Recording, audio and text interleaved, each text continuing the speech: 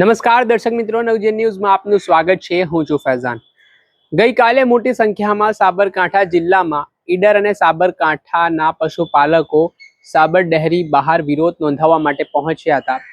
જે પ્રમાણે ભાવ આપવાની વાત હતી તે પ્રમાણે ડેરી દ્વારા પૂરતા ભાવ આપવામાં ના આવતા પશુપાલકોમાં ભારે આક્રોશ જોવા મળ્યો હતો અને તેના સંદર્ભમાં પશુપાલકોએ ડેરી સામે વિરોધ નોંધાવવાની શરૂઆત કરી હતી. આને લઈને સ્થળ ઉપર પહેલાથી જ પોલીસનો જડ 2 લાખ બંદોબસ્ત ખડકી દેવામાં આવ્યો હતો. આ દરમિયાન પશુપાલકોએ હાઈવે ચક્કાજામ કરતા વાહનો અટકાવતા પોલીસ અને પશુપાલકો વચ્ચે ઉગ્ર બોલાચાલી થઈ અને ત્યારબાદ માથાકૂટ થઈ, એટલું જ નહીં પથ્થરમારાની સ્થિતિનું નિર્માણ થયું. આ ઘટનામાં પોલીસે પણ ટોળા વિખારવા માટે લાઠી ચાર્જ કર્યો હતો અને જે પથ્થરમારાની ઘટના, મારામારીનો આખો સમગ્ર બનાવ સામે આવ્યો, તેમાં એક ખેડૂતનું મૃત્યુ નિપજ્યા હોવાની વાત સામે આવી રહી છે. સાબરકાંઠા જિલ્લાના ઈડર તાલુકાના ઝીંઝાવા ગામમાં રહેતા અશોકભાઈ ચૌધરી નામના ખેડૂત જે વિરોધ પ્રદર્શનમાં ગઈકાલે જોડાયા હતા, તેમનું ઘટનામાં મૃત્યુ નિપજ્યું છે. આને લઈને આમ આદમી પાર્ટીના નેતાઓ ભાજપ ઉપર વરસ્યા છે.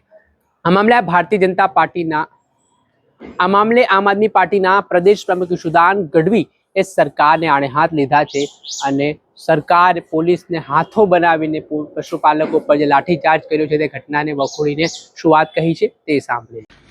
સાબર ડેરીમાં આજે પશુપાલકો પોતાના દૂધનો ભાવ ફેર માંગવા ગયા, જે ઘણા સમયથી એમની માંગણી હતી. હજારો ખેડૂતો ભેગા થયા. ભાજપના રાજમાં પશુપાલકોને ભાવ આપવું તો દૂર, ભાવ ફેર આપવા તો દૂર, ઉપરથી લાઠીઓ વરસાવી પોલીસથી, અને એમાંથી એક પશુપાલકનું મોત થયું છે. આ શું થઈ રહ્યું છે ભાજપના રાજમાં?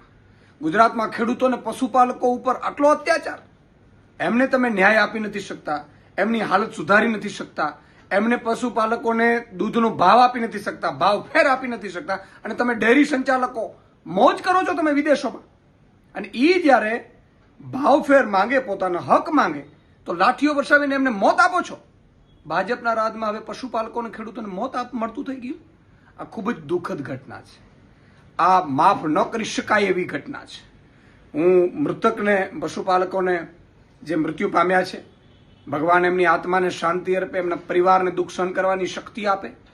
પરંતુ ભાજપને કહેવા માંગુ છું કે તમારો અહંકાર આટલો સારો નથી. તમે ખેડૂતો અને પશુપાલકો ઉપર જે અત્યાચાર શરૂ કર્યો છે એ ક્યારેય સાંખી લેવાય એવું નથી. અને તમે ખેડૂતો અને પશુપાલકોની ધીરજની કસોટી કરી રહ્યા છો. 30 વર્ષ પહેલા આવી જ રીતે કોંગ્રેસે પશુપાલકો ઉપર, ખેડૂતો ઉપર ગોળીબાર કર્યો હતો. પછીથી ક્યારેય સત્તામાં નથી આવી. કોંગ્રેસનો અહંકાર હતો, એને અહંકારને ઉતારી દીધી હતી ખેડૂતોને, પશુપાલકો, એને ભાજપ સરકાર લાવ્યા.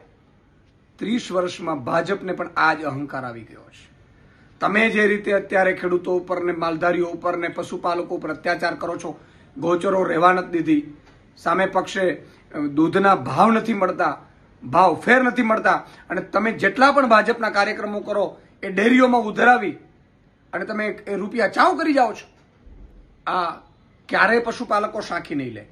આ ખેડૂતની, પશુપાલનની જે હત્યા કરવામાં આવી છે ભાજપ સરકારમાં, એ ક્યારેય સાંખી નહીં લેવામાં આવે.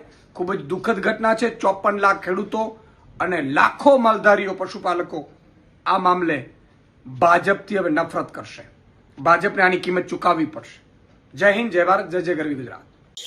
આપણે સાંભળ્યા હતા આમ આદમી પાર્ટીના પ્રદેશ પ્રમુખ ઈશુદાન ગઢવી, જે પશુપાલકનું મૃત્યુ નિપજ્યું છે તેને લઈને તેઓ બરાબરના રોષે ભરાયા છે અને સરકારને આ મામલે જવાબ આપવો પડશે તે પ્રકારની વાત કરી છે. એટલું જ નહીં, વિસાવદરના ધારાસભ્ય ગોપાલ ઇટાલિયાએ પણ આ મામલે પ્રતિક્રિયા આપી છે, જેમાં તેઓ કહી રહ્યા છે કે ખેડૂત વિરોધી ભાજપ, કાળા અંગ્રેજો આ લડાઈમાં કેટલા ખેડૂતોનો જીવ લેશે તે પ્રકારનો સવાલ તેમણે ઉઠાવ્યો છે.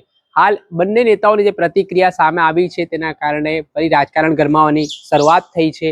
સાબર ડેરીમાં જે ઘર્ષણની સ્થિતિનું નિર્માણ થયું હતું ને ત્યારબાદ હવે જે ખેડૂતનું મૃત્યુ નિપજ્યું છે તેના કારણે ખેડૂત પરિવારમાં શોકનું મોજું ફરી વળ્યું છે અને ખેડૂતો પણ બરોબરના રોષે ભરાય છે અને આ ઘટના મામલે કાર્યવાહીની પણ હવે માંગ ઉઠી છે અને હવે આ મામલો ગરમાઈ રહ્યો છે. દર્શક મિત્રો, આવા જ નવા વિડીયો સાથે આપણે માહિતગાર કરતા રહીશું, એટલે નવજીવન ન્યૂઝ જોતા રહો.